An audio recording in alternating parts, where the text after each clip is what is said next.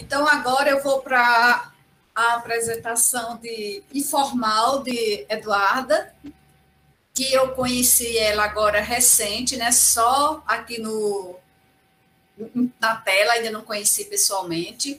Ela é aluna do curso de Física da Universidade Estadual de Feira de Santana, a UFES, né? E como está aí no slide dela, ela já dizendo, né, esse trabalho é dela com o professor Marildo, ela é extensionista, né, daí, inclusive, tem aí os dados da PROES, né, que é da Proreitoria de Extensão da UFES.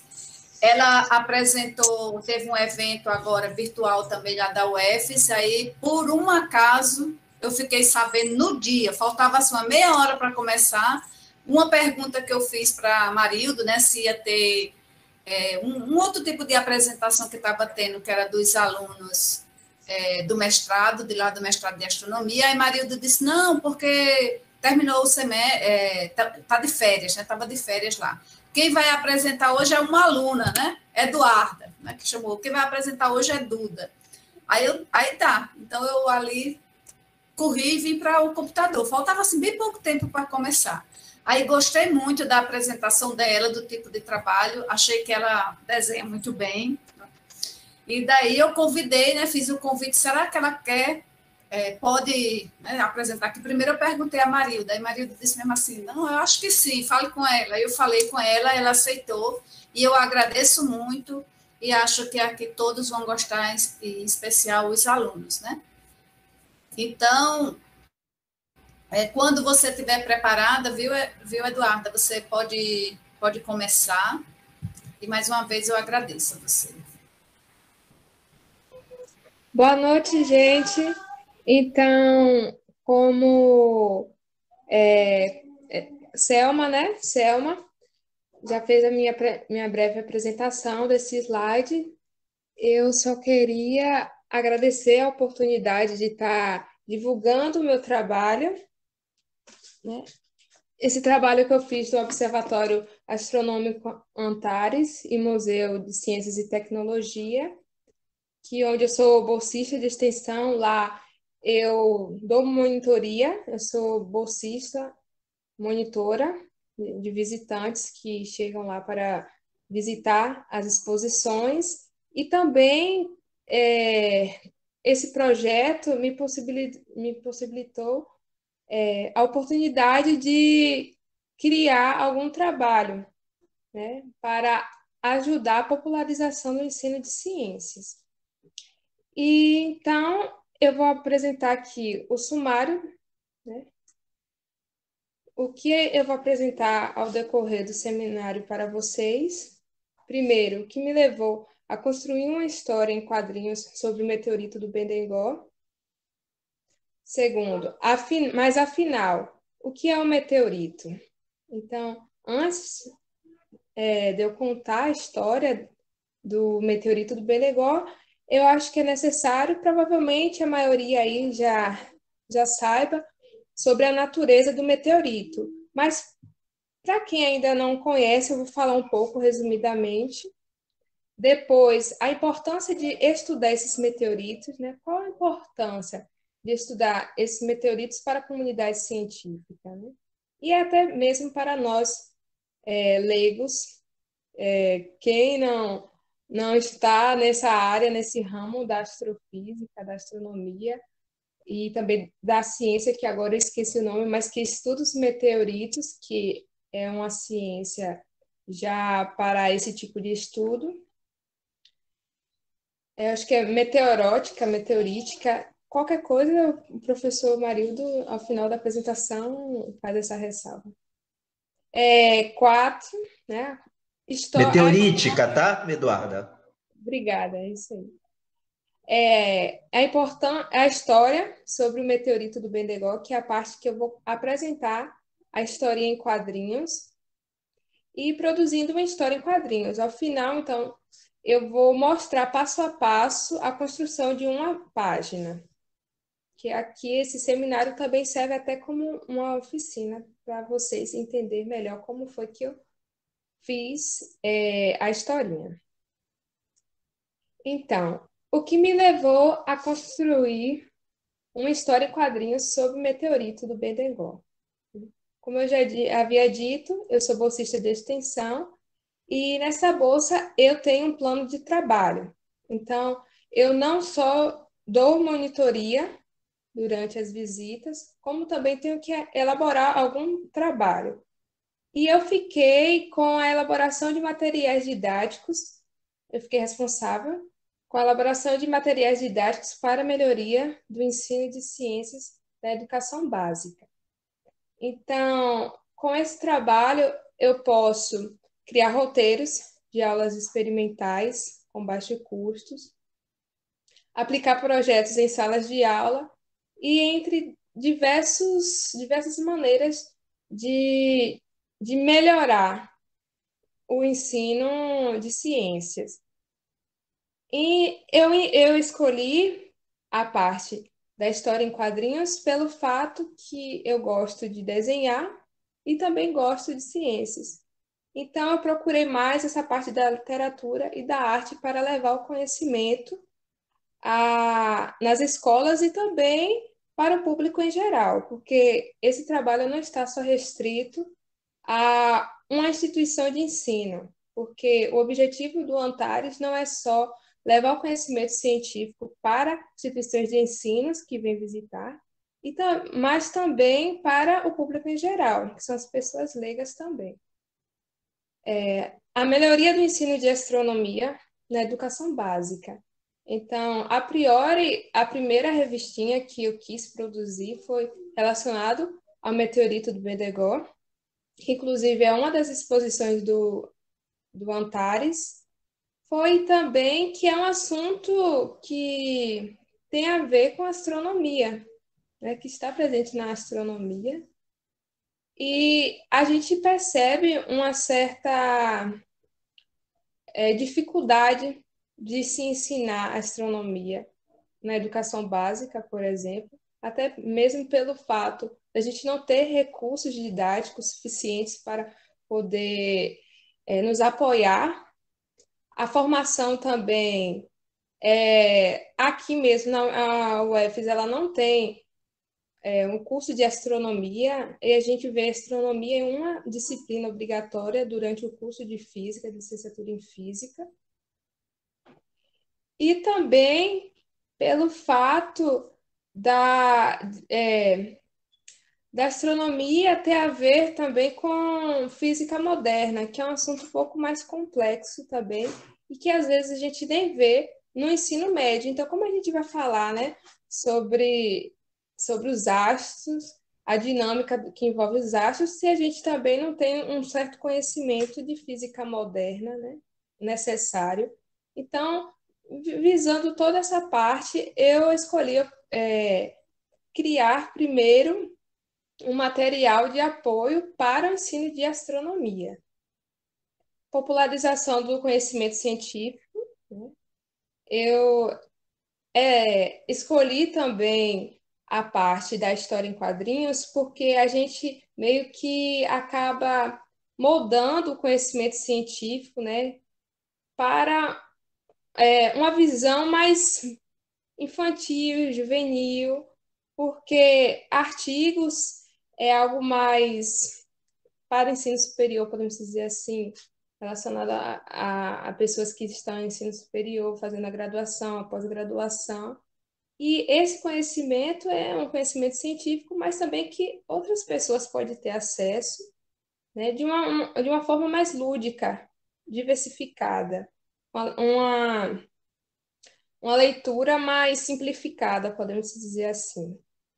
E o conteúdo interdisciplinar. Essa parte do conteúdo interdisciplinar eu vou deixar ao final da história em quadrinhos e vocês vão entender o porquê também essa parte me levou a elaborar uma história em quadrinhos sobre o meteorito do Bendegó. Então, mas afinal, o que é um meteorito? É um asteroide? Um meteoroide? Um meteoro? E o que são cada um desses? Então, eu vou primeiro explicar resumidamente um pouco sobre esses três aqui embaixo, asteroide, meteoro. E por último, eu vou falar a definição do que é um meteorito. Um asteroide. O que é? Essa imagem aqui, antes de dar a definição, eu vou falar um pouco sobre essa imagem. A gente está vendo um planeta. Esse planeta aqui é Júpiter, um planeta gasoso. É o maior do sistema solar. O seu diâmetro equivale a aproximadamente 11 vezes o diâmetro da Terra. Então, ele é bem grande. E aqui a gente percebe, podemos falar, que são rochas. Essas rochas aqui são asteroides. Elas representam esse cinturão de asteroides que fica entre Júpiter e Marte, entre a órbita de Júpiter e Marte, em torno do Sol. E de onde surgiu esses asteroides? De onde surgiu esse cinturão de asteroides? Eles surgem de supernovas. E essas supernovas, elas são resultados de um estágio final de uma estrela. Então, a estrela ela nasce, mas ela também morre. E um dos estágios finais da estrela é a supernova. Ela pode também se tornar um buraco negro, uma anã branca, e neste caso aqui temos a imagem de uma supernova. Então, quando essa supernova ela entra em colapso, ela acaba liberando energia, matéria, e essa matéria pode se tornar asteroides. Eu li em um artigo que esses asteroides não conseguiram, né? É matéria que não conseguiu se aglomerar, como eu posso dizer, concentrar uma grande quantidade de matéria ao ponto de se tornar um planeta. E o tamanho deles variam, tanto de 1 metro a centímetros de metros de diâmetro. Então, o asteroide ele pode ser razoavelmente pequeno em comparação a um planeta, mas também ele pode ser perto, né, grande, em comparação a planetas anãos. Eduarda, Oi. deixa eu só interromper. Você falou centímetros de metros, tá? São centenas de metros, tá? Centenas de metros, obrigada. Centenas de Tô metros. de olho. Bom, então, segundo o Igor, eu peguei essa definição de um livro sobre meteoritos. Asteroide é um corpo rochoso ou metálico que vaga pelo espaço. E meteoroide? O que é? O meteoroide, ele pode ser um asteroide,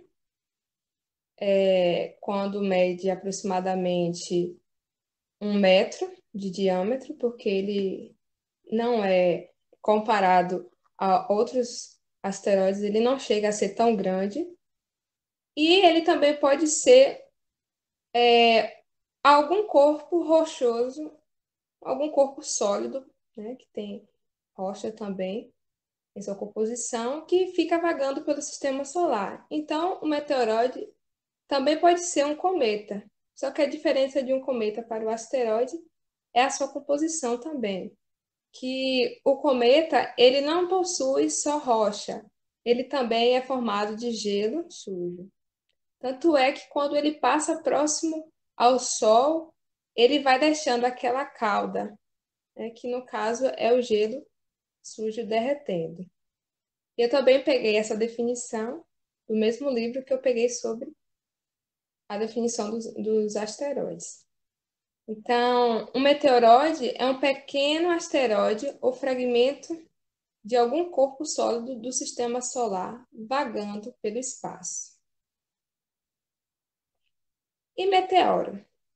Essa imagem aqui foi registrada alguns dias atrás, se não me engano, foi dia 15 de junho, de um meteoro.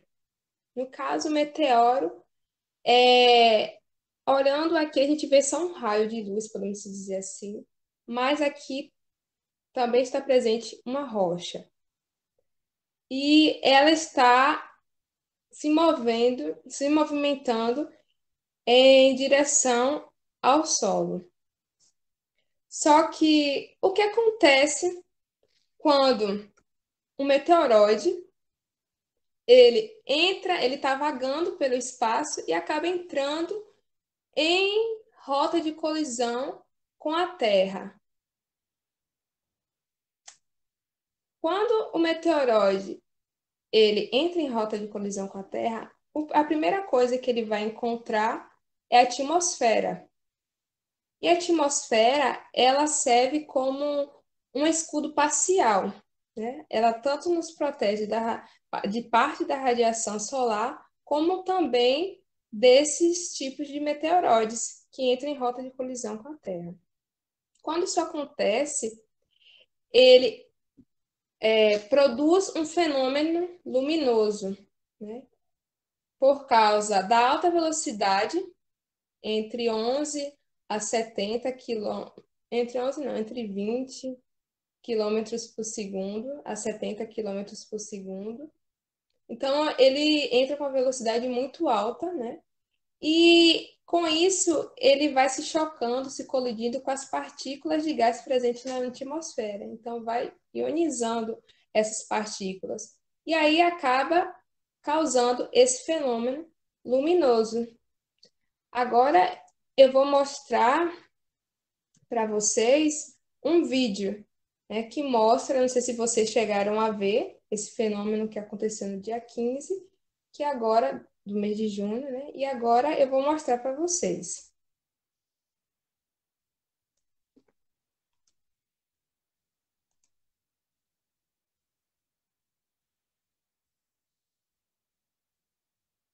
Eu peguei esse vídeo, né, no YouTube. Vai demorar um pouco.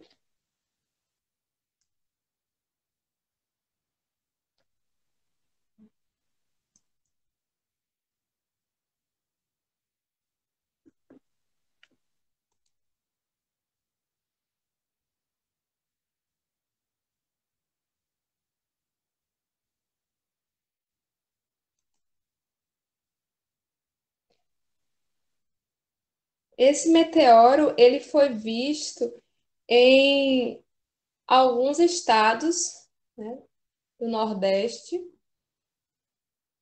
como em Serra Talhada, Pernambuco, Petrolina, também Pernambuco.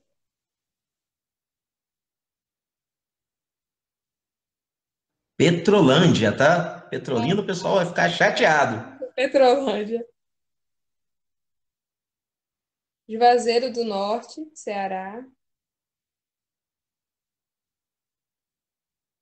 Então, como eu havia dito, né, ele acaba colidindo, a pressão e a temperatura acaba causando esse fenômeno luminoso que a gente vê. E tem som também, os sons são semelhantes a tiros de metralhadora, relâmpagos.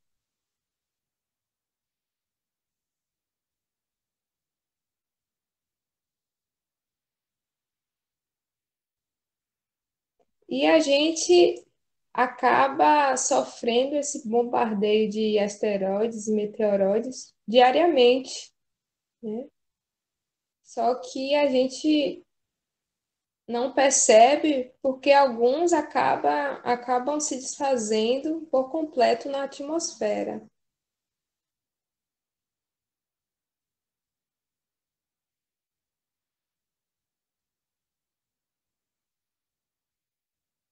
Araripina, Pernambuco também.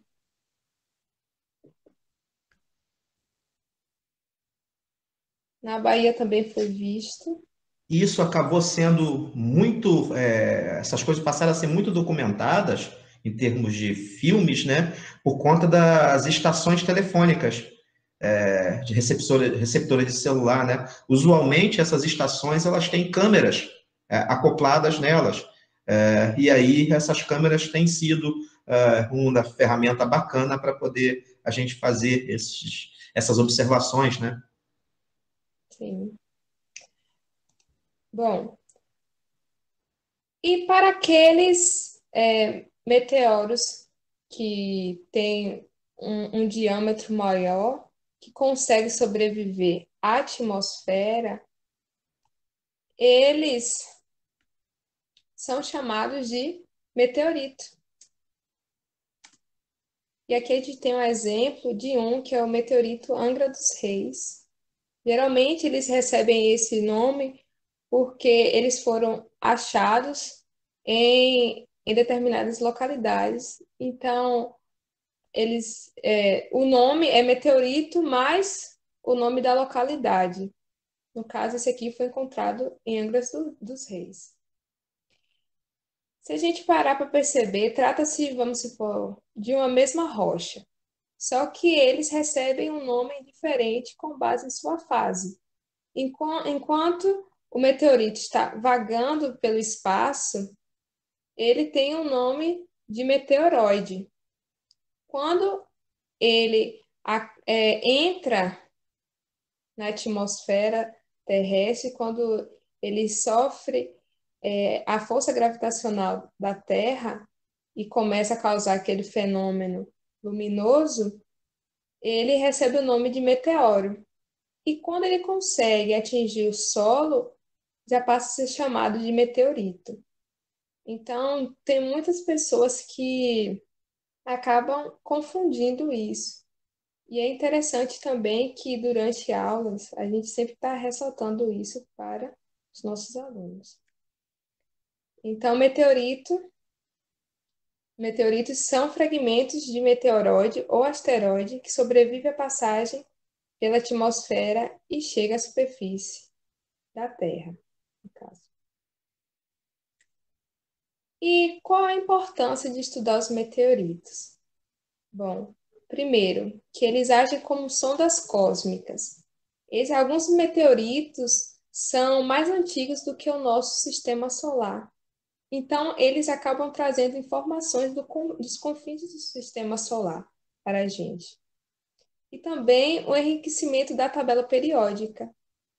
Possa ser que exista outros elementos químicos que compõem os meteoritos, e que a gente ainda não conhece. Então, é importante também estudar essa parte dos meteoritos. E agora eu vou falar sobre o meteorito do Bendegon, que é uma saga muito bonita, muito importante também. Eu acho bastante interessante a sua história, todo o contexto. Ele foi encontrado aqui na Bahia. Seria também poderia ter sido pode, na verdade, ser até uma razão também de eu ter feito essa historinha sobre o meteorito do Bendegó para valorizar, né, a localidade em que ele foi encontrado. Eu fiz uma capa, uma contracapa da historinha e vou deixar ao final da apresentação. Eu gostaria de pedir que vocês colocassem um e-mail, porque quando finalizar, eu posso enviar a historinha para vocês poderem ter acesso e compartilhar também com outras pessoas.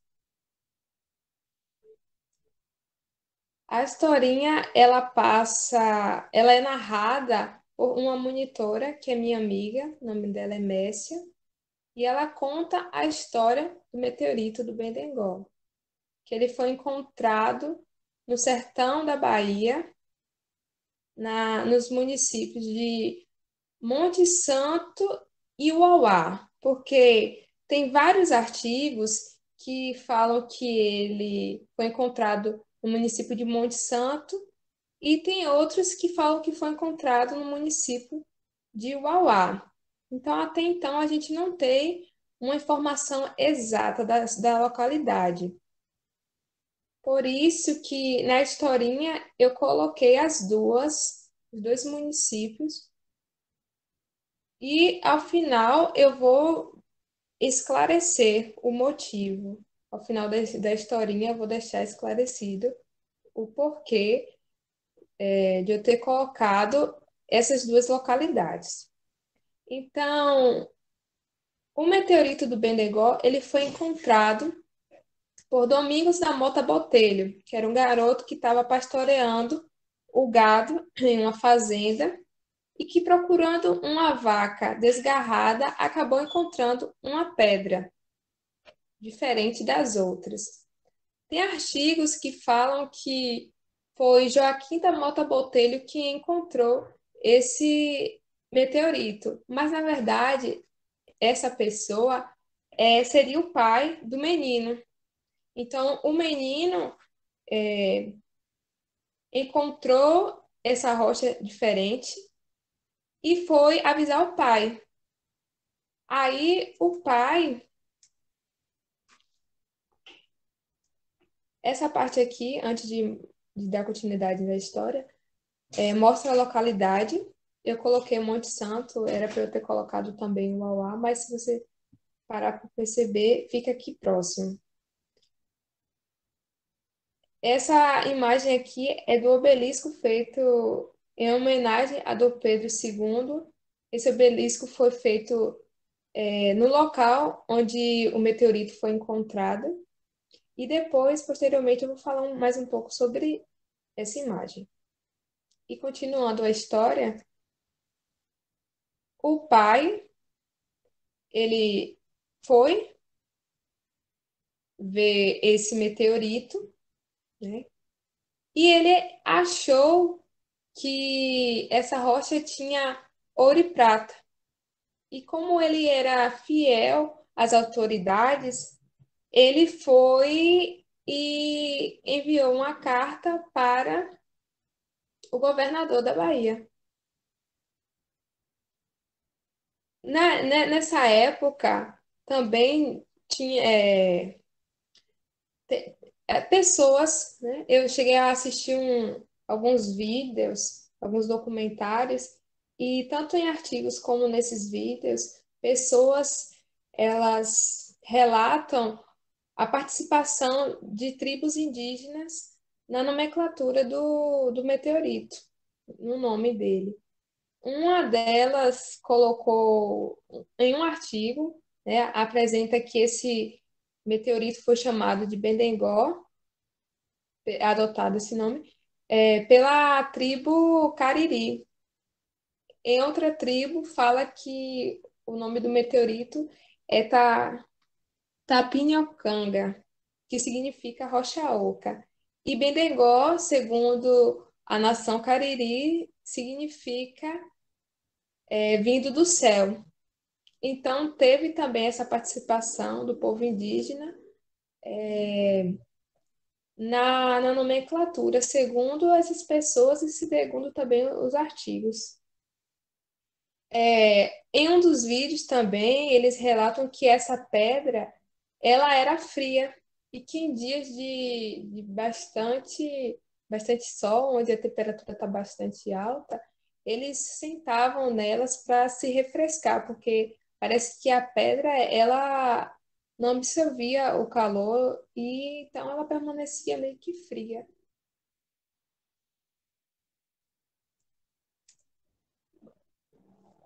A par da, do achado do meteorito, o governador da Bahia, Dom Rodrigues Menezes, ele ordenou que o Capitão Mor fosse lá remover o meteorito, né, trazer para a capital, que no caso era Salvador, e depois levar para Portugal. Né? Lembrando que nessa época em que ele foi descoberto, foi em 1784, então ainda era Brasil colônia, né? Então estava ligado ainda a Portugal. Então, Capitão Mor reuniu homens e 12 juntas de bois para retirar o meteorito.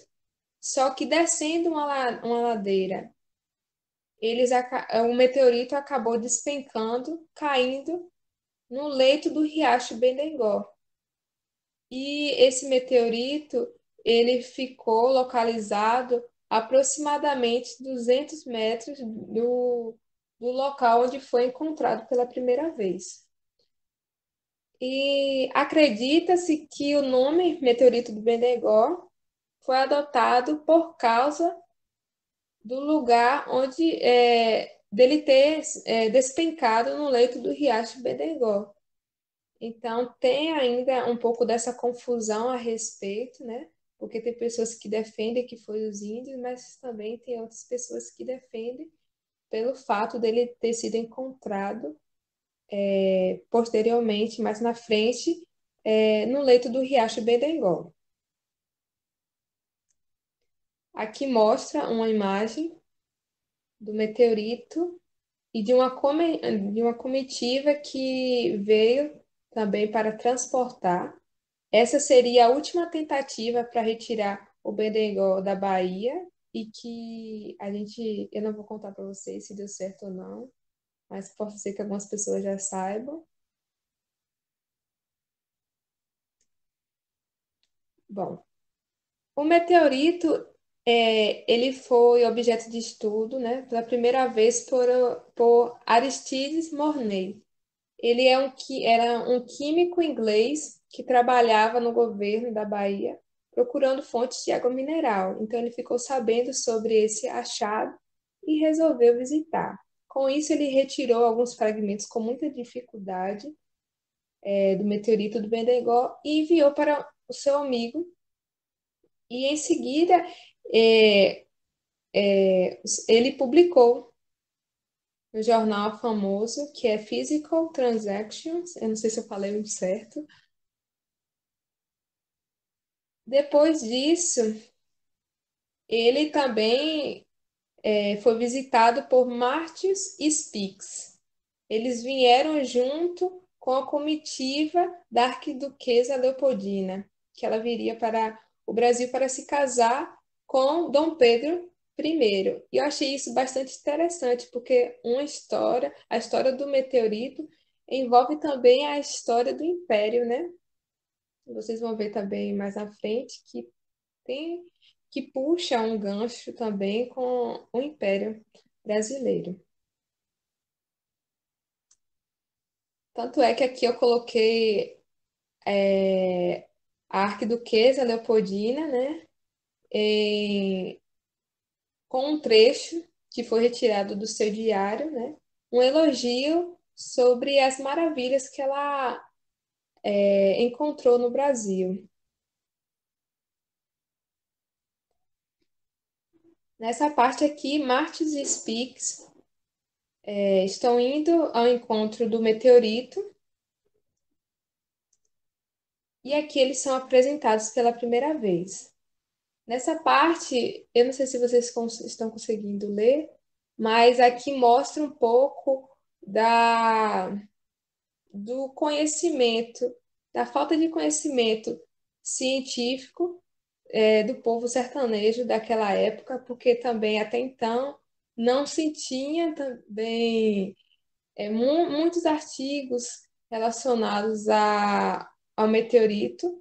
E quando foi encontrado por Domingos da Mota Botelho, não se tinha também artigos nem conhecimento da natureza do meteorito, de onde eles vieram. Então, depois que veio essa parte de estudo, o descobrimento, que eles vêm do céu, né? E aqui, em uma das falas, eu posso ler para vocês, mostra o seguinte. Aqui, senhores, vejam a pedra sagrada do céu. A população já retirou alguns pedacinhos dela.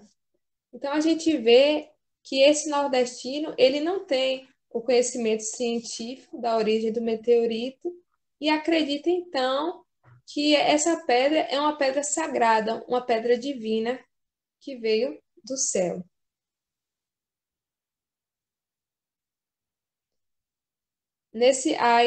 Essa parte também mostra que Martins e Spix, eles vão até a fogo no meteorito para retirar alguns fragmentos. Eu não estou lendo detalhadamente a história, porque eu estou contando de forma resumida, mas vocês, quando eu enviar, pode ler e entender melhor, se caso tiver alguma dúvida.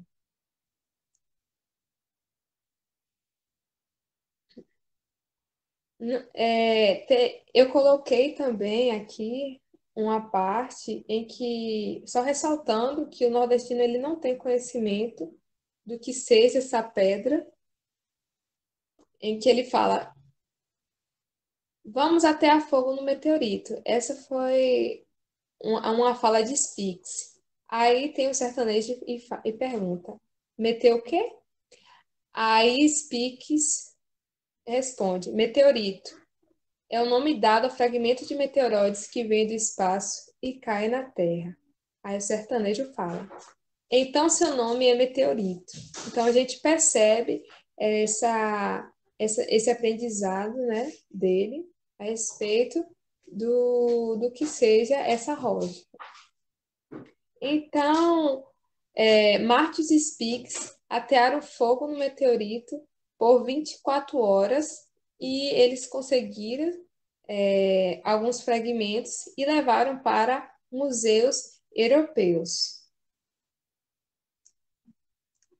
E o mais curioso e legal é que esse sertanejo, ele é Domingos da Mota Botelho, que tinha mais ou menos 35 anos nessa época. Então, a gente teve mais certeza de que verdadeiramente a pessoa que encontrou esse meteorito foi Domingos da Mota Botelho, pelo fato em artigos de Martins e Spix, eles relatam essa participação do garoto. Mas quem foi Martins e Spix? Martins e Spix, eles vieram para o Brasil para catalogar e explorar espécies brasileiras de fauna e flora. Então, eles tiveram uma grande importância no descobrimento, né, da fauna e da flora. E eles elaboraram livros sobre características de animais, de aves, árvores. E aqui eu coloquei um pouco, né? Ele desenhando, e todos esses livros têm figuras, imagens desenhadas à mão, que foram eles mesmos que desenharam. Bom, depois desse acontecimento, o meteorito ele ficou esquecido até 1883, quando Derby, do setor de Geologia do Museu Nacional, solicitou informação aos engenheiros responsáveis pelas melhorias do Rio São Francisco sobre o real estado e localização. Então, eles ficaram a par das informações sobre o meteorito, e então resolveram trazer para o Museu Nacional. Com isso, eles precisavam de, de um subsídio, né? De alguém que financiasse essa retirada do meteorito. E aproveitando a situação, o Barão de Guarri, ele subsidiou essa retirada, porque ele tinha interesses, né, de se destacar na sociedade. E para meio que ressaltar isso, eu criei essa fala entre o Barão de Guarri e Ladislau, onde ele agradece. Obrigado, Barão de Guarri. É um prazer contribuir com a ciência, Ladislau. Então a gente já vê essa intenção, né, de por trás de querer ajudar, né, ao avanço da ciência, podemos dizer assim, mas ele tinha outros interesses políticos que até hoje em dia a gente meio que percebe isso também. Então, em 7 de setembro de 1887, foi iniciados os trabalhos para a remoção do meteorito. E nesse dia, a comissão organizadora fez um ato público em homenagem à independência do Brasil, porque essa data, um ato solene, né, foi o dia em que o Brasil ele se tornou independente, não tinha mais parte com Portugal. Eu coloquei na minha historinha também imagens reais que foi retirada do relatório oficial, do meteorito. Vocês vão ver algumas imagens aqui. Esses três aqui, eles fazem parte da comissão organizadora e eles ficaram responsáveis também pelo trajeto, por onde iam levar, por onde eles estariam passando, né, com o meteorito. Então, eles escolheram os caminhos que fossem mais oportunos para eles encontrar água e comida também, porque eles precisaram de ajuda de bois e dos homens, então precisava de fazendas, né, onde eles pudessem encontrar essa alimentação. E dentre um dos caminhos que eles percorreram, eles escolheram também o de Acaru, né, por ser mais fácil encontrar água e uma quantidade maior de fazendas.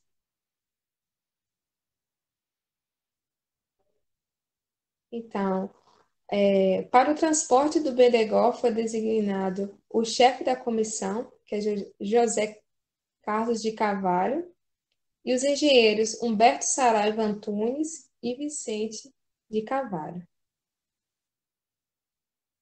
Aqui eu coloquei mais imagens.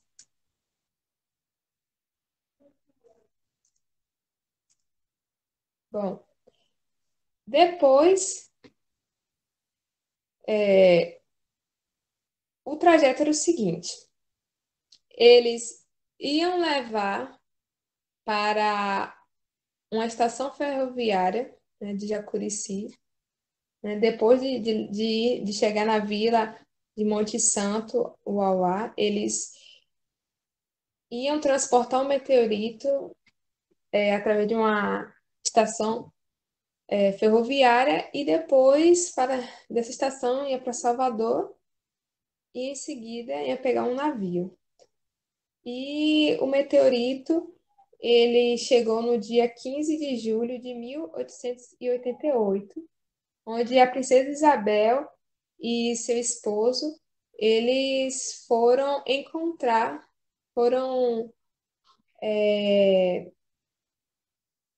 como eu posso dizer, visitar o meteorito também com segundas intenções, porque eles queriam participar desse ato público na esperança, na expectativa de um terceiro reinado. Então, meio que coloquei também essa fala na historinha.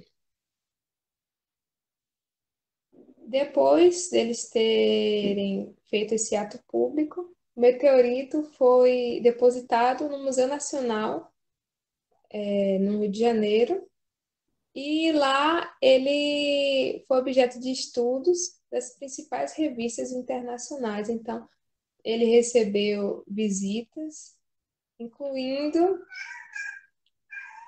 a visita de Albert Einstein, que é um físico muito importante e, né, conhecido também por ser o pai da relatividade.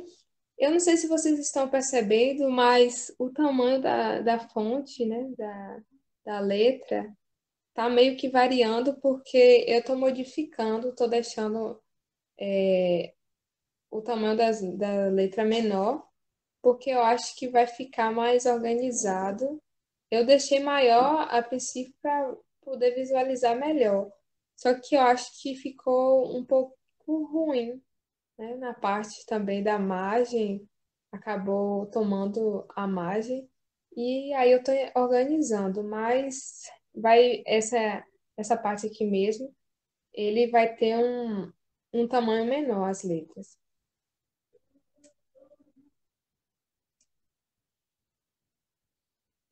Foram feitas 4 réplicas em tamanho real do meteorito, e uma delas está localizada no Observatório Astronômico Antares. Aqui a gente tem uma imagem. Ela é feita de fibra de vidro. Com isso, o povo sertanejo ficou bastante revoltado, né? Porque teve essa parte da retirada do meteorito e, inclusive, teve Neves, ele criou um cordel, meio que falando um pouco sobre esse sentimento que o povo nordestino teve com a retirada do meteorito no sertão. No dia 2 de setembro de 2018, o Museu Nacional ele sofreu um incêndio e, assim como a Fênix, o meteorito ele ressurgiu das cinzas, né? E agora ele está à espera de ser exposto novamente, de pessoas visitarem ele. Inclusive, o pessoal sertanejo, né, dos municípios de Monte Santo e Uauá, eles estão tentando trazer o meteorito de volta para a Bahia, né, para o lugar onde ele foi encontrado e ser exposto no museu da sua localidade, né? Essa parte aqui, que é, se não me engano, o segundo quadrinho, mostra o obelisco que foi criado para homenagear Dom Pedro II, pelo, pelo que ele fez, né? Porque ele foi responsável também pela transferência do meteorito. Então, ele colocou esse obelisco bem no local onde foi encontrado o meteorito. E o pessoal, né, nesse ano, em 1888, passou por uma grande seca, né, na Bahia. E aí eles acharam que foi por conta disso, pelo fato de ter retirado o meteorito. E revoltados, eles destruíram esse obelisco, né, porque eles acharam que foi um castigo vindo do céu, já que eles meio que deixaram levar o meteorito. Aqui mostra o cordel de Neves, relatando resumidamente a historinha. Eu vou ler ele, eu não sei recitar cordéis, mas eu vou ler ele para vocês. Em 1785, foi a primeira tentativa de profanar nosso recinto. A magia ia reinar contra nossos inimigos. O governador-geral da Bahia, com usura indisfarçada, ordenou esta tentativa, pensando ser ouro e prata. 12 juntas de boi, buscar a pedra sagrada. A pedra caiu às margens do riacho Bendegó. Estava claro, era sinal de Deus na terra do sol.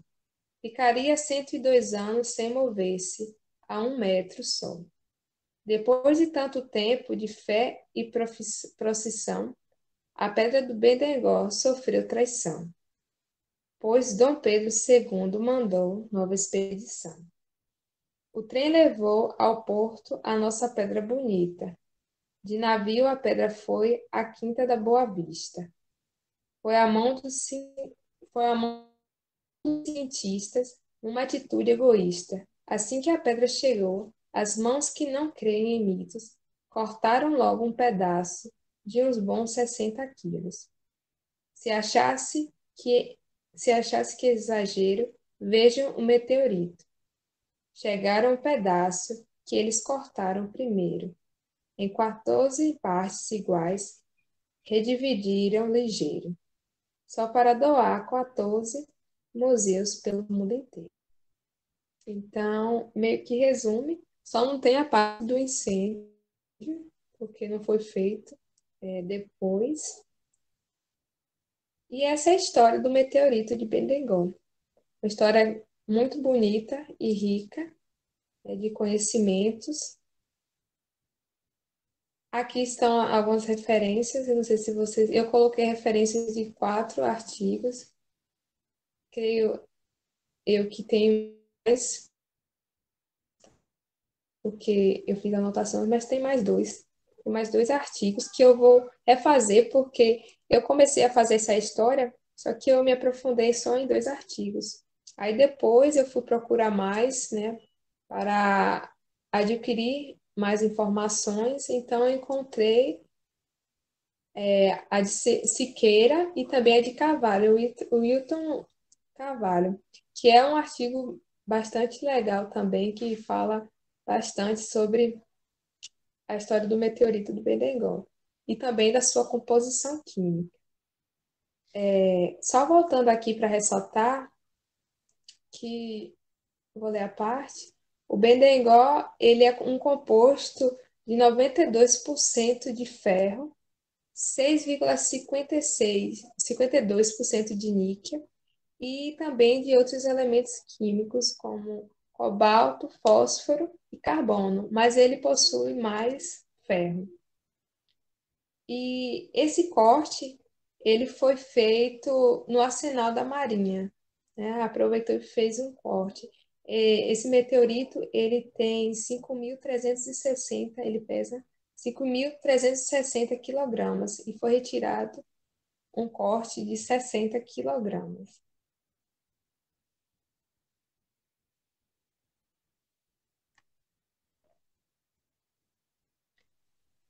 Você considera essa história um assunto interdisciplinar que envolve a palavra interdisciplinar, ela significa envolver mais de uma disciplina.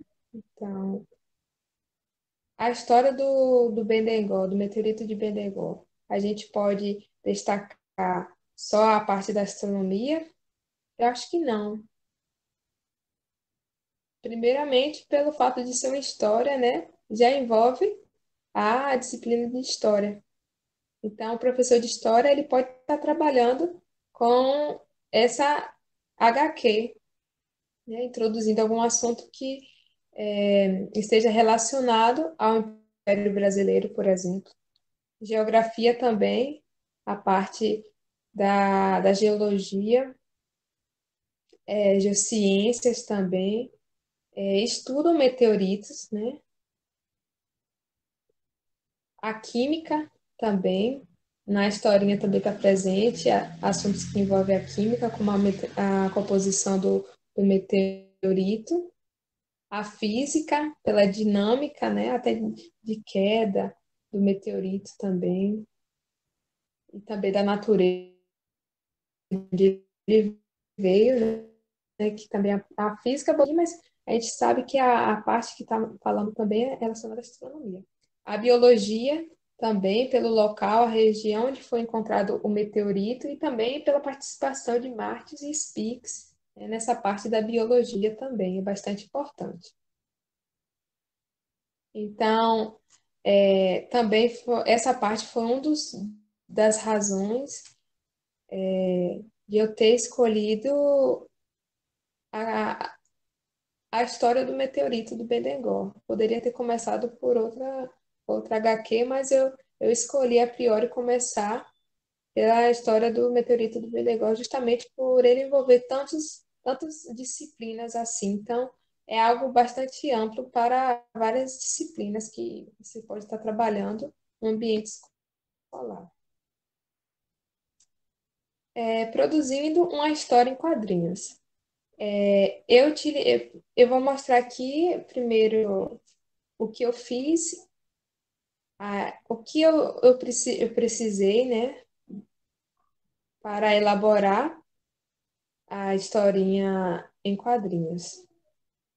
A revisão bibliográfica, como se trata de uma história que existe, né, que existiu, que aconteceu. Então, eu não posso simplesmente pegar o nome do meteorito e e inventar uma nova história, porque ele já tem essa história, então eu precisei procurar conhecer ela. O desenho manual eu utilizei da minha. Não sei, não vou dizer que é um dom, né? Eu acho que é.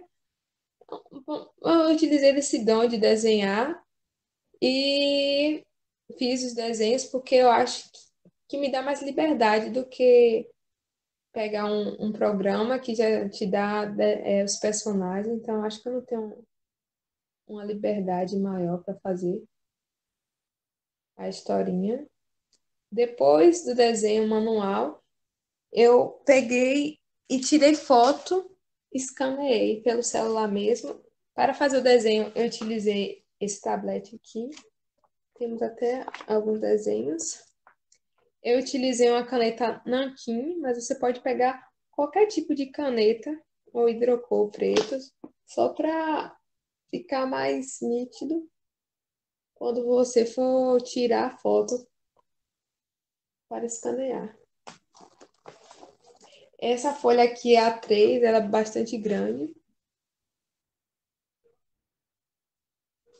E a finalização do, da historinha eu fiz no Paint 3D, que é um programa disponível no Windows 10. Eu vou agora, vou interromper e vou abrir aqui o Paint e vou mostrar para vocês como é que eu finalizei. Certo?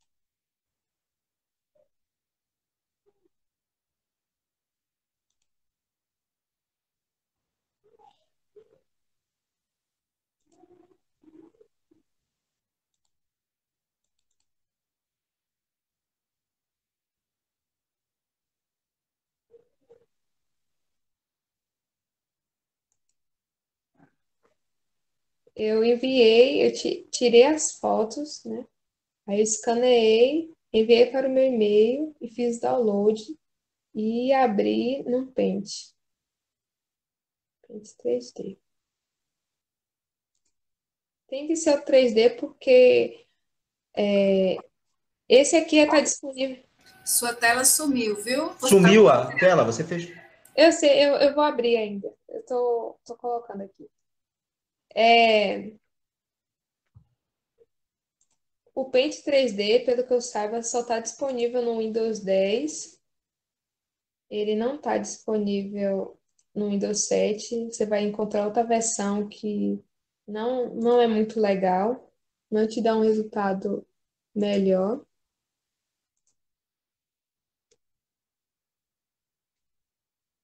Pronto.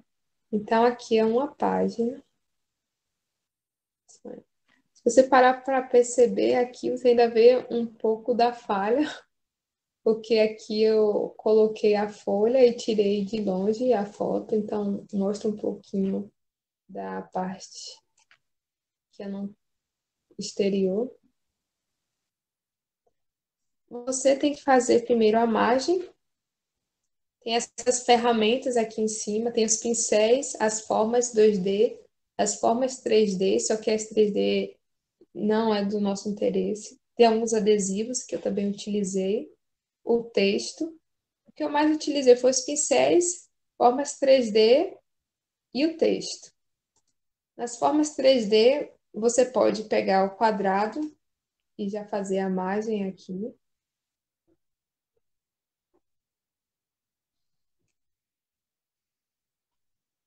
Você aumenta o pixel. Eu deixei em 71.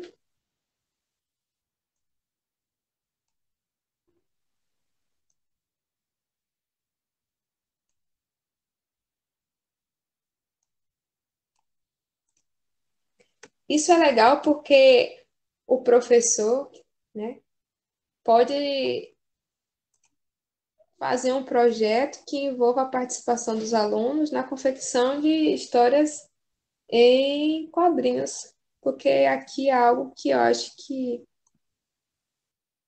é mais fácil de ter acesso do que algum programa já um programa ideal para a confecção de uma história em quadrinhos. Esse programa aqui, ele não é muito porque ele não tem muita ferramenta apropriada, mas a gente consegue fazer uma historinha em quadrinho legal aqui.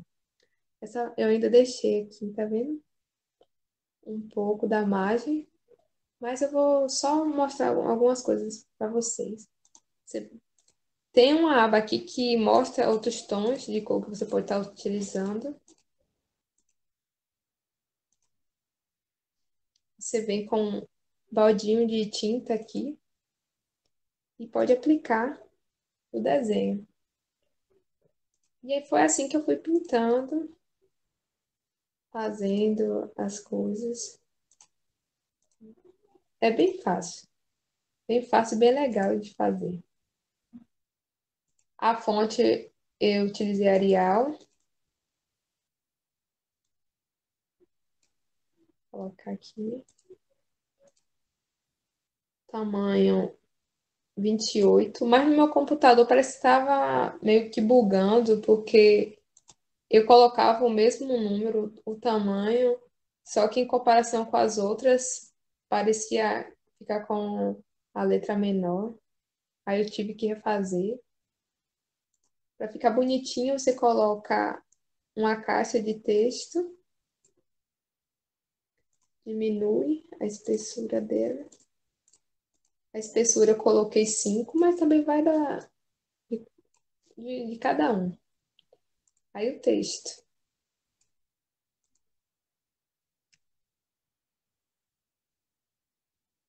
Que ele tá bem pequenininho.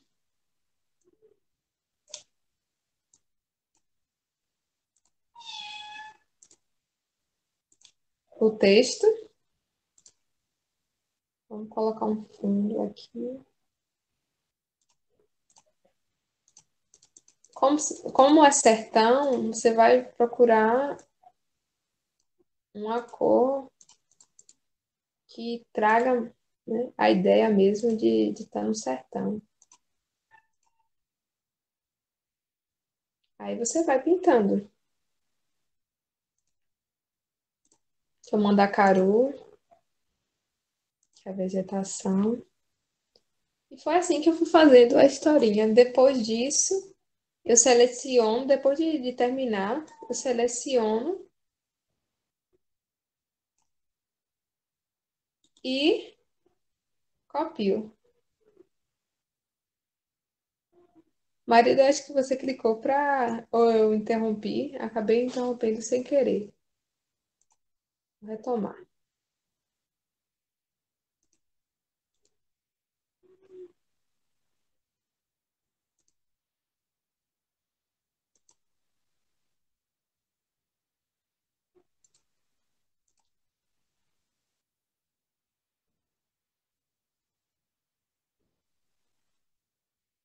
Você seleciona, copia e cola no Word, no documento Word.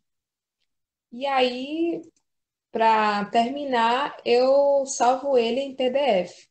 Aí eu criei um site, né, sobre materiais didáticos para ensino de ciência, em que eu já deixei disponível a revista, só que eu precisei adicionar algumas informações, então eu vou colocar novamente. E também lá eu deixei um roteiro de aula experimental, que foi um trabalho que eu fiz em uma disciplina. da graduação, e eu achei legal também deixar disponível para o professor aplicar em sala de aula. Se vocês deixarem um e-mail aí na caixa de conversa, eu vou estar enviando o site para vocês terem acesso à revista em quadrinho. E essa foi a minha apresentação. Espero que vocês tenham gostado. E agora eu vou deixar aqui aberto para as perguntas. Pronto. Antes de começar, eu vou passar a Jorge. Aí vai ser o seguinte: a gente vai. Eu acho que Jorge estava anotando já alguma pergunta do chat. Então, ele vai dar prioridade para essas, né? Se alguém já fez alguma pergunta lá enquanto a Eduarda apresentava, né? Aqui eu agradeço a ela pela apresentação. Sobre o e-mail que ela está pedindo, aí disse que depois pode disponibilizar. Como a gente passou uma lista de presença, e nessa lista de presença tem o e-mail de todo mundo, então aí a gente pode mandar para você e você disponibilizar. Ou então você disponibilizar o link para mim e eu disponibilizo para todos, né? Então tá ótimo. Melhor, certo? Pronto. Aí eu passo a palavra para Jorge, para se alguém fez alguma colocação, as perguntas, e depois, aí se não tiver tanta pergunta, e quem quiser abrir o microfone e falar e perguntar direto a Eduarda, também pode fazer isso, tá? Viu, Eduarda? Mais uma vez eu agradeço, e eu volto mais no final, depois que o professor Jorge falar aí das perguntas. Falou! O Basílio, lá, ele já vem fazendo um monte de perguntas aqui. Abre aí o microfone, Basílio. Opa, obrigado aí pela oportunidade. Na verdade, estou encantado com... Foram comentários, não são perguntas. E até concluindo com a história que ela estava passando aí, a apresentação dela, convergiu, né? Mas realmente parabéns. Fiquei encantado com o seu trabalho, Eduarda. Não só pela questão dos quadrinhos, né? Mas porque Planetário tem muito de contação de história e tem da produção dessas histórias, né? Então, esses arcos narrativos, seja, eu acho que, de repente, até essa sua história podia envolver dificuldades, né? Nesse transporte. Eu acho que essa história, na verdade, não acabou aí, né? Essa história daria 2 ou 3 livros. É verdade, viu? É uma grande história. Então, deveria ter dificuldades, né? Até chegar lá, você tem muita coisa que entreter assim, o leitor, né? E realmente deve ter tido essas dificuldades, né? E Boi morreu, e gente que não está mais, fugiu. Não sei, alguma coisa assim. Mas, assim, dar os parabéns a você e realmente dizer que isso é mais do que um dom, assim, da história, porque você tem uma coisa que é o desenho, e você fazer com que esse desenho seja meio de uma boa contação de história. Então, você tem, eu noto aí, muito valor em todo o seu trabalho, somente nessa questão, por último, que você apresentou. Parabéns, espero que você amadureça assim, essas coisas do seu trabalho, e ainda bom que está em ciência, ainda bem que está na astronomia. Parabéns aí pelo professor Marildo, pela Vera, pelo professor Pop, para poder fazer essa garimpagem e a curadoria disso tudo, né? Desse trabalho e incentivar dessa forma aí. Fiquei encantado e a astronomia agradece muito, viu? Obrigada. Eu que agradeço. O Roberto Claudino, ele quer falar, eu acho que alguma coisa. Fala aí, Roberto. O microfone está fechado.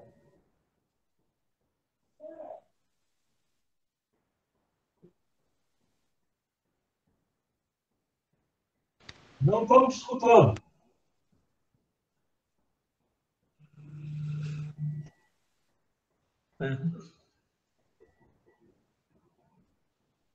Acho que ele está com problema lá. Ele avisou que ia sair e entrar para o microfone voltar a funcionar. Tá lá. Manda ver então, Marildo.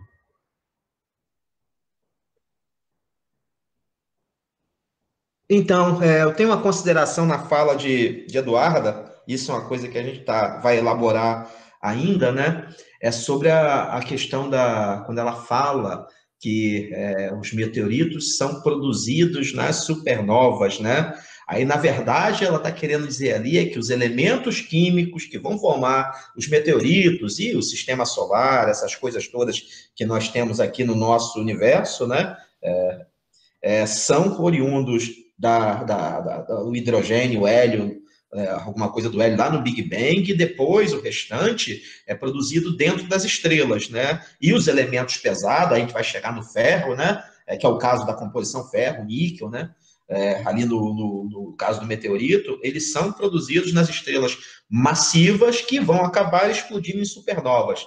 Então, ela não deixa isso muito claro lá na apresentação, mas a gente vai dar um jeito de colocar isso na história também, tá? Quando perguntarem de que é feito, coisa do tipo, a gente colocar um desenho, alguma coisinha para a gente tentar ilustrar isso.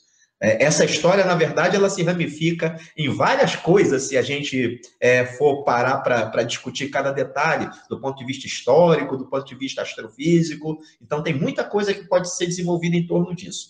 E numa coisa engraçada, eu vou comentar essa coisa engraçada. Eduarda fez parte das minhas turmas de física inicial, né?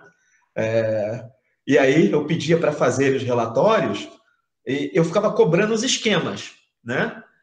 Cobrava os esquemas, cobrando os esquemas, etc, etc. Aí o pessoal perguntava, eu vou fazer esse esquema com o quê? Eu não sei fazer isso, coisa do tipo. Aí eu falei, vocês vão lá no Paint e aprendam a usar isso.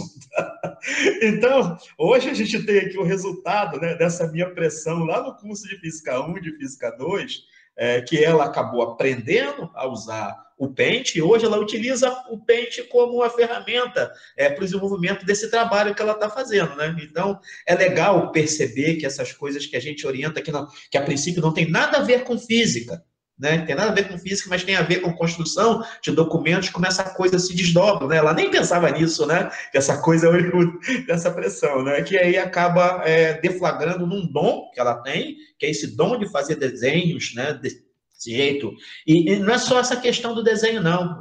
Ela acabou comentando, ela faz um comentário com relação à preocupação de dar ideia de temperatura, de caracterização da temperatura do sertão, e aí ela vai e coloca o céu amarelo, né? Então, essa preocupação você percebe nos detalhes quando ela caracteriza as roupas dos personagens. Então, a gente percebe, eu estava prestando atenção da roupa do inglês, né? Do Spitzer junto com o outro lá. Ela procurou fazer uma caracterização com roupas características daquele tipo de personagem. E aí você pega o sertanejo, né? Com a roupa de algodão, aquilo lá parece, você olhando para a roupa, você tem a impressão de que aquilo lá é um algodão trançado, né? Aquela coisa característica que o pessoal utiliza no sertão. Então, várias dessas coisas, ela trabalha essa questão da pesquisa que ela deve fazer, que eu tenho certeza que ela faz, para tentar fazer a melhor caracterização possível dos personagens e do ambiente onde vai acontecendo a história, né? Então, era isso que eu tinha que comentar e acrescentar aqui no trabalho dela. O Roberto acho que ainda não conseguiu voltar. Voltou, Jorge, voltou, tá aqui. Resolvido. Vai lá então, Roberto. Está falando. Muito bem. Pessoal, boa noite aí a quem eu não cumprimentei ainda, tá? Antes de eu fazer uma perguntinha bem simples aí, que eu fiquei curioso, tá? Da curiosidade, na verdade. Parabenizar a Eduardo, o professor, o seu orientador, pela iniciativa, né? Um trabalho maravilhoso aí, vejo que no seu trabalho tem muito amor, muita dedicação, né? Gostar do que faz.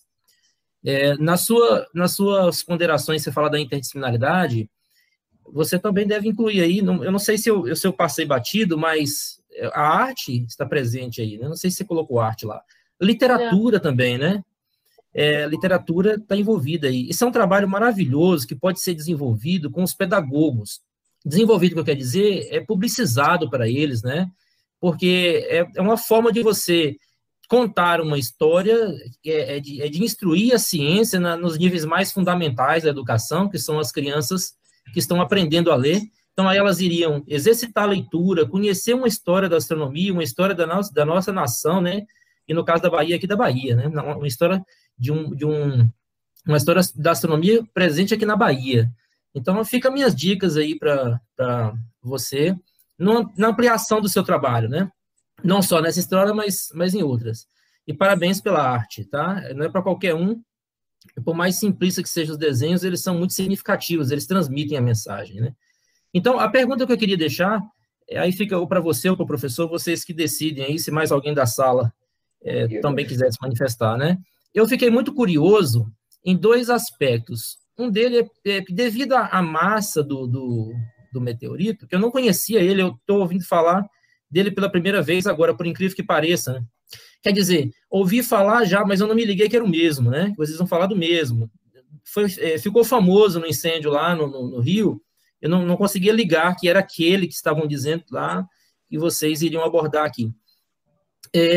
A massa de 5.360 quilos, e existe alguma cratera desse impacto dele? Está registrado isso em algum lugar? Isso eu não vi na sua apresentação, se eu passei batida, e me desculpe, mas eu não percebi. E a outra coisa, são duas coisas, tá? Prometo que a outra é rapidinho. A outra coisa é que você conta na história que as pessoas gostavam de se encostar na pedra porque ela estava sempre fria, né? Ela não absorvia a temperatura do sol. E vocês conhecem alguma coisa que explique isso? Porque eu ia perguntar sobre a composição química dele, mas você já disse que ele é basicamente metal, né? Ferro, níquel. Então, os metais que nós conhecemos aqui na Terra, que certamente são os mesmos, né? Eles têm uma grande condutividade térmica, e exposto ao sol, qualquer mínimo raio solar iria aquecer. E essa pedra, eles conta a história aí, eu não entendi se isso era qualquer hora do dia, né? Ou se era amanhecia assim, mas as pessoas se encostavam nele porque estava frio, né? Tem alguma coisa que possa explicar isso? Porque é um pouco contraditório. Ele é de metal, mas ele não absorve tanta temperatura. Eu acho que até um colega ou algum aluno, desculpe, eu não consegui identificar quem foi, colocou um comentário a respeito aí, né? E aí, eu queria que vocês se manifestassem sobre isso aí, tá? Obrigado. Eduarda, deixa eu comentar essa parte aqui que ele deixou para o final, tá? E depois você fala. Como é que é? Roberto, né? Roberto, certamente, Roberto, isso deve ter acontecido em horários mais no final da tarde, né? Que como ele é metálico, ele perde calor muito rápido, né? Então, eu imagino que as pessoas iriam no fim da tarde, que eu nem consigo conceber que uma pessoa ia no sol de meio-dia sentar num pedaço de ferro, realmente não é uma coisa legal. Então, eu acho que é nesse sentido que a história da pedra para se refrescar em algum momento do dia, eles sentavam naquela e percebiam que ela estava mais fria do que o ambiente, porque, na verdade, ele perde calor mais rápido pelo fato de ser metálico, né? Então, acho que é nesse sentido. Pronto, agora, Eduarda, fala aqui o restante dos comentários que o Roberto fez. Sobre a cratera, né? Eu não encontrei nenhuma foto que mostrasse algo falando sobre em algum artigo, mas tem vídeos, documentários no YouTube em que mostra o local onde supostamente foi encontrado o meteorito, né? E não tinha, pelo que eu vi, não tinha nenhuma cratera. Pronto, mas, deixa eu comentar aqui também sobre isso, tá? Foi feita eu lembro que foi na época que eu estava chegando no Antares, né? Eu acho que Vera também é testemunha disso. O César Rico, junto com o pesquisador Marcomedes, do Observatório Nacional, foram ao local da queda, onde teria sido encontrado o meteorito, né? E eles fizeram uma análise de vários tipos de análise, né? Análise de componentes magnéticos, de tipos de materiais no local. Então, eles fizeram, Eles fizeram uma espécie de magnetometria da região da cratera. Então, eles fizeram, e eu não me recordo, eu não sei se eu mandei esse artigo para você, Eduarda, E eles acabaram publicando esse artigo posteriormente, tá? Então, tem do local, sim, um estudo a respeito dessa cratera. Mas, na verdade, o que eu penso, isso aqui é uma coisa que eu acho, tá? Eu imagino que o meteorito estar naquela região, que aquilo ali possivelmente não foi o local do impacto inicial. Ele pode ter quicado, que dependeria do ângulo de entrada dele na atmosfera, ele ter quicado em outra região e ter caído ali. Porque eu imagino que um meteorito de 5 toneladas caindo a 20 mil quilômetros por segundo, isso aqui dá até para fazer um experimento disso, para mostrar, que ele certamente faria uma baita de uma cratera. Né? Então, você teria muito bem caracterizada a cratera. Mas como a gente não tem a evidência disso no local, então pode ter sido que ele foi feito o rebound, a gente chama de rebound, né? Do bólido na superfície da Terra, né? Então, eu creio que nesse sentido, mesmo assim, isso deixaria uma assinatura local do impacto final, né? Ele teria certamente uma assinatura, com fragmentos, com coisas do tipo. E esse trabalho foi feito pelo César Orrico e pelo Marcomed, numa pesquisa. Eu vou resgatar isso aqui e vou passar para a Eduarda, para ela acrescentar nesses documentos que que ela vai passar para vocês mais adiante, tá? Então era isso, Eduarda, porque eu acho que eu não passei essa informação para você. E fala agora sobre a parte da inclusão das componentes interdisciplinares, né? Arte e literatura, que certamente está inerente ao trabalho, né? Sim. Sim? Precisa falar? Isso, pode também ser utilizado na arte mesmo. Os alunos podem participar de algum projeto em que eles utilizem do Paint também 3D para a criação de histórias em quadrinhos e como uma forma de arte também pela literatura. São umas duas disciplinas e eu acho que a sociologia também se incluiria nessa parte também de interdisciplinaridade. Inclusive, foi um comentário de uma apresentação, né, da jornada virtual que eu fiz, que uma pessoa comentou também a participação da sociologia presente na história do meteorito do Pedregó. Então, verdadeiramente, essa história é de conteúdo interdisciplinar, que pode ser trabalhado em várias disciplinas. Isso, Lorena. Deixa eu fazer um outro comentário em cima dessa questão da história na história, né? Eu não sei se você colocou o cordel inteiro, Eduarda. Eu acho que você pegou só um fragmento dele, né? Eles são 6 estrofes, na verdade, e a primeira estrofe dele são 6 estrofes. Na primeira estrofe dele, eles fazem uma correlação da chegada de Antônio Conselheiro na localidade. Então, tem uma parte de história ali por trás, que Euclides da Cunha, o Benegó, nos Sertões, né? Ele faz um comentário sobre o Benegó. Então, isso aqui é uma coisa que também no futuro a gente meio, como você comentou, Roberto, sobre a questão da literatura, tem aspectos, e esse não é o único cordel, não. Tem um outro cordel, tem uma página que eu esqueci qual é o nome, tem um cordel muito bonito. Esse aqui é legal, mas o outro que eu li, ele é muito bacana. Eu acho que a construção das rimas, elas dão um tom diferente nele, mas muito legal também, que eu vou ver se encontro para passar para a Eduarda, para incorporar no trabalho dela. Falou, eu acho que a Georgia queria perguntar alguma coisa para dar uma consideração. Georgia?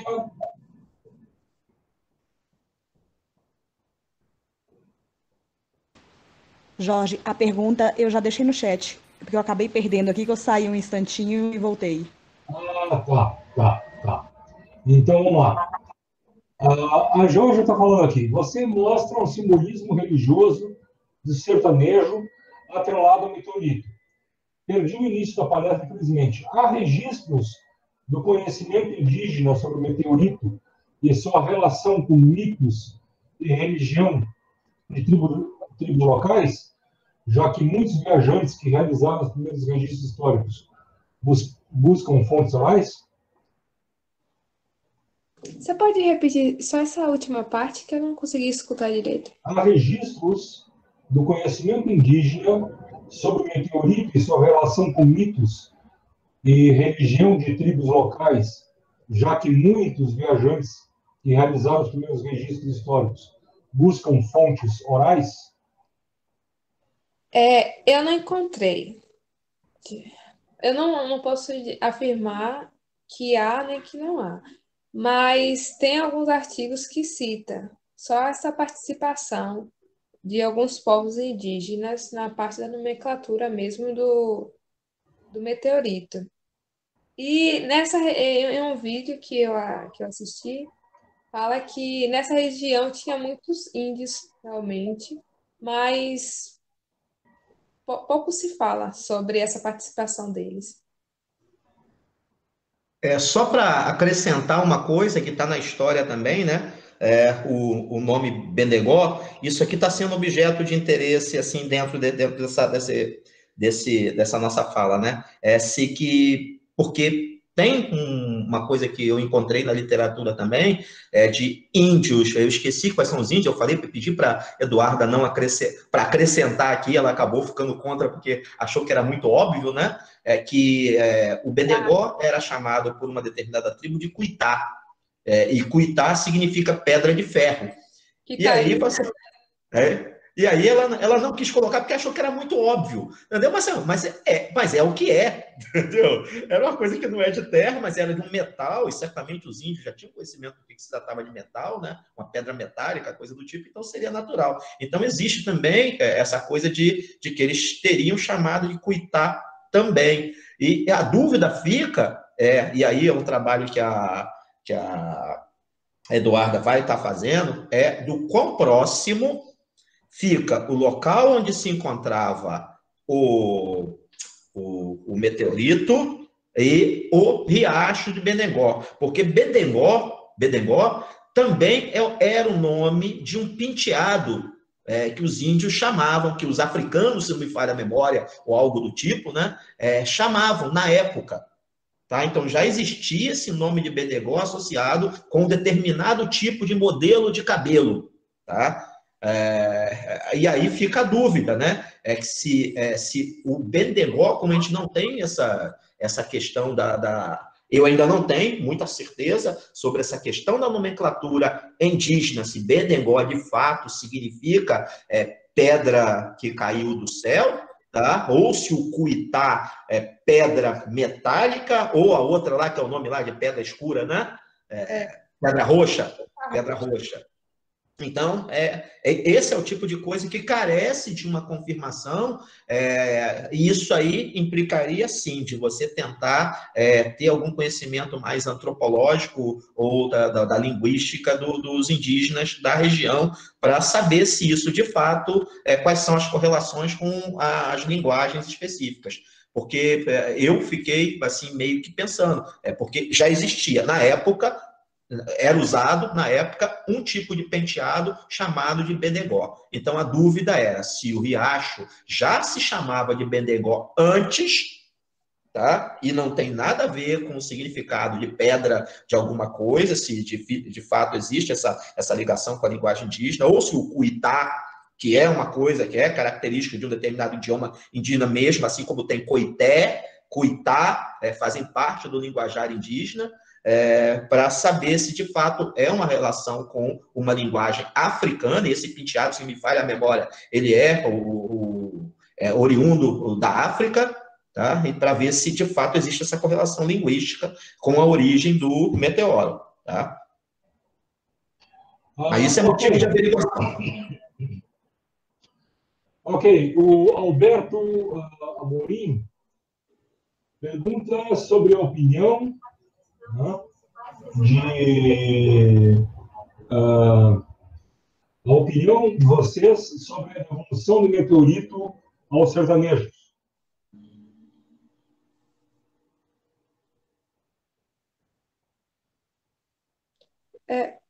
Pode repetir? O Alberto Amorim pergunta, né, sobre a opinião de vocês, tua opinião e do Marildo, sobre a devolução do meteorito aos sertanejos.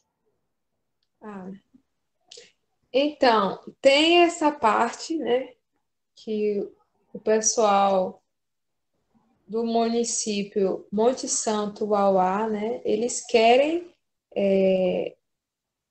fazer com que o meteorito retorne à localidade, né, onde ele foi encontrado.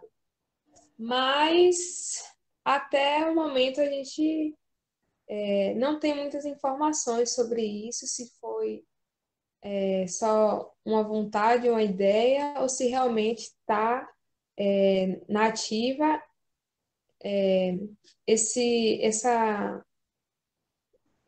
um projeto, né, para Tem o retornar. decreto, Eduarda, tem o decreto de 2011, tá? Onde eu não me recordo se for um decreto estadual ou federal, tá? Era um negócio desse, de que ele deveria voltar, e aí estava se viabilizando os recursos para que isso acontecesse. Mas, de lá para cá, eu não soube de mais nada que aconteceu. Eu acho que eu passei o decreto para você, né? De 2011, né? Então, existe uma vontade política, um interesse, né, que acaba divulgando, promovendo a cidade, traz uma motivação turística na cidade, né, na cidade de Monte Santo. Mas essa coisa parece que andou parada, e eu não sei se isso vai ficar como essa história de ter queimado lá um museu e ele ter sido um dos acervos, né, que acabou ficando, que sobreviveu à queima, se agora se vão liberar para voltar para cá, né? Marildo, Eduarda, bom, aquele incêndio, aquele desastre tremendo lá no Museu Nacional, tá? Aquele incêndio ali, pelo jeito, foi aguinha mineral para o Benegó, né? Qual é a temperatura que o Benegó chegaria durante o processo de entrada na atmosfera? Então, Jorge,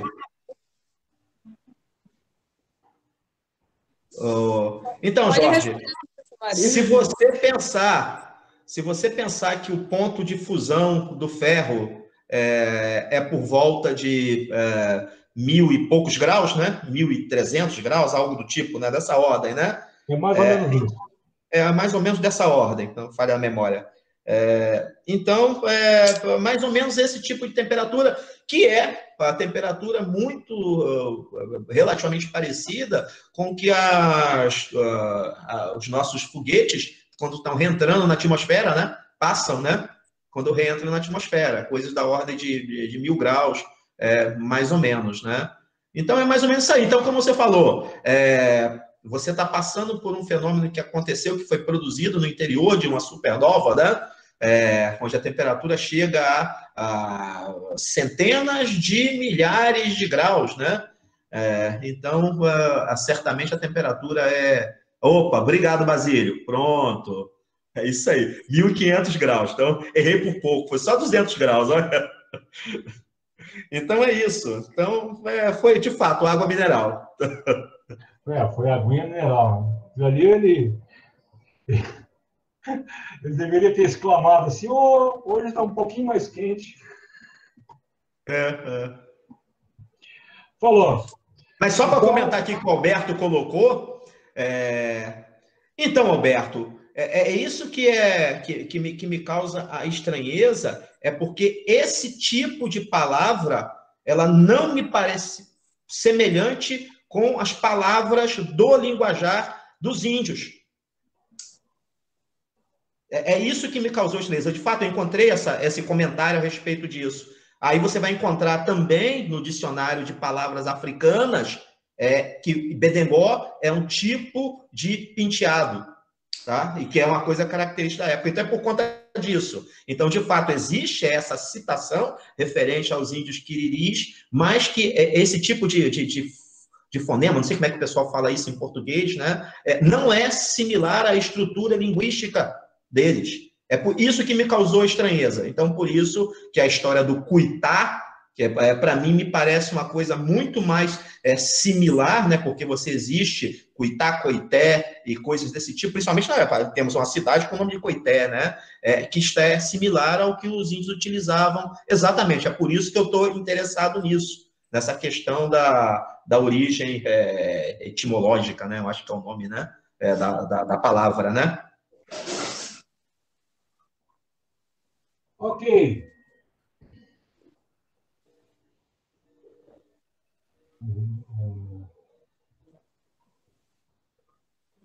Tá. Eu acho... A Georgia quer falar alguma coisa, Georgia? Boa, Georgia. Obrigado, Georgia. Pronto, olha aí, ó. Anota essa aí, Eduarda. Isso foi uma observação que quando eu recebi a divulgação do evento, né, eu já tinha visto algumas coisas e fui atrás só para relembrar. E aí eu achei rapidamente a matéria sobre o historiador Nireu Cavalcante, que ele faz essa atribuição, né, que o nome seria atribuído depois da queda no rio, né, porque aí a história ficou famosa nessa tentativa de transporte, mas que antes havia esse nome indígena, né, e que o penteado foi atribuído lá no século XIX, justamente no momento que está fazendo esse transporte para o Rio de Janeiro, né, do meteoro. Aí, ó. Obrigado, Jorge. Então, tem mais coisas, né? Tapinhocanga. Eu fiquei na dúvida. Tapinhocanga era o nome do rio ou o nome da pedra? Da pedra, da nomenclatura indígena. Então tem várias coisas que levam a discussões a respeito da origem do nome. Então, mais uma vez, uma contribuição aqui. Isso leva à discussão mesmo, tá? Interessante, interessante.